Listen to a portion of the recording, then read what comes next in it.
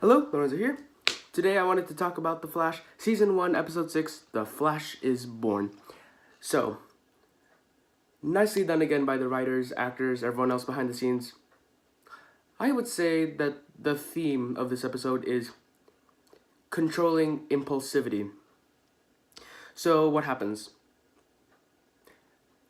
Barry comes across a metahuman that can turn his skin into metal, which means he can't just punch or kick, otherwise he'll break his bones.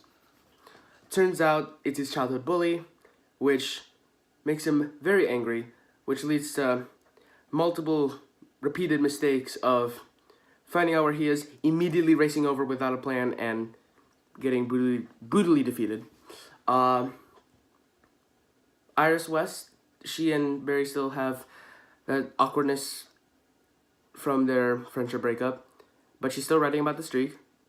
And meanwhile, Joe is talking with Harrison Wells. He says to hopefully get help with Barry's mom's murder case, but there are some ulterior motives to that conversation. So the reason I say that controlling impulsivity is the big thing of this episode is because in four of the major characters, Barry, Iris, Woodward, the childhood bully, and Joe, you can see that they're all following impulses without thinking it through. And so, with Barry, he does care about stopping a bad guy from harming other citizens, but this time around, it's a little more selfish. It's not awful, but since it was his childhood bully, he's not thinking straight. And so this leads to a lot of problems, and people call him out for his stubbornness on the situation. And there's a flashback where Joe's training him, and he tells him that he needs to focus, stay calm, and during a sparring session with Eddie, where they're punching a punching bag, Eddie tells him that it's not about how many punches he can get in, but one punch that takes care of all of it, that knocks him out completely. All the focus into that. And so that's where you see the control come in. And towards the end of the episode, when Woodward kidnaps Iris, brings them to their old school, and Flash confronts him, he runs 5.3 miles and gives him one punch at the right angle, and he's defeated. Iris needs to knock him out one more time, but it works out. So that's where you see Barry finally take control of his emotions in his situation. Then you got Woodward. Actually, no, let's talk about Iris first. Iris is similar to Barry, where she's following her emotions to do what she wants, even though there are risks that other characters talk about. Joe and Barry repeatedly warn her that talking about this is risky because of weird people on the internet and other stuff. But she's doing this because she wants to prove that Barry was right about the impossible being possible, about how his mom could have been murdered by the man in yellow in that strange lightning storm. She wanted to do something nice for her friend. Yeah, she can get journalistic credit and fame from this, but mainly it's to help out her friend, which is, I would say, is more selfless than Barry's case with Woodward. Now, Woodward, back to him, he also is very impulsive. He steals stuff. He confronts the cops. He kidnaps Iris because he likes her.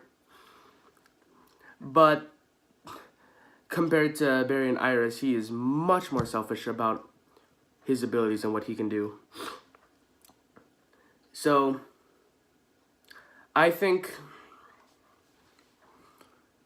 that's sort of where you can see what makes each character different.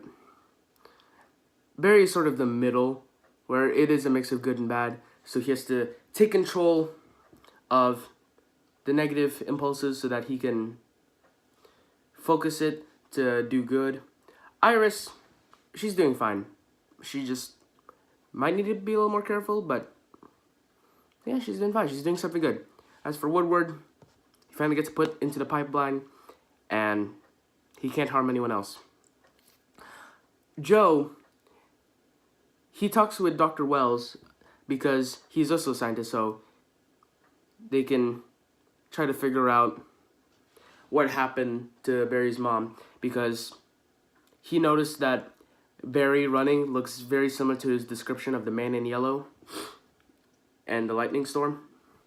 So he was wondering that maybe there was the chance a speedster existed before the particle accelerator explosion. Wells dismisses it as impossible, but Joe keeps pushing him, and then it turns out Dr. Wells came to Central City around the same time that Barry's mom was murdered, which makes it look really bad. Dr. Wells isn't happy about it. He tells him to look up Tess Morgan. Turns out his wife had died in a car accident, so he moved to Central City to begin a new life.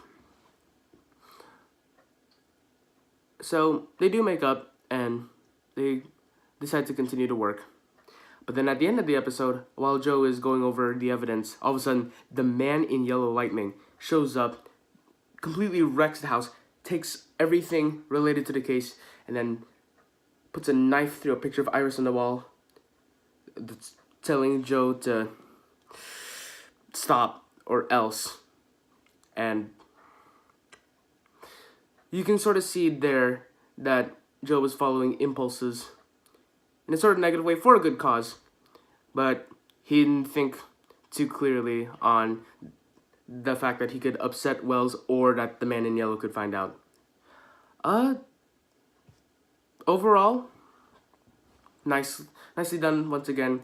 This one, I think, is a standout episode. It's optimistic and it's happy. It shows that there's a challenge, a big challenge, but it's nice to see Team Flash overcome it. Can't wait to talk about the next one. See you soon. One more thing. Barry and Iris, friends again.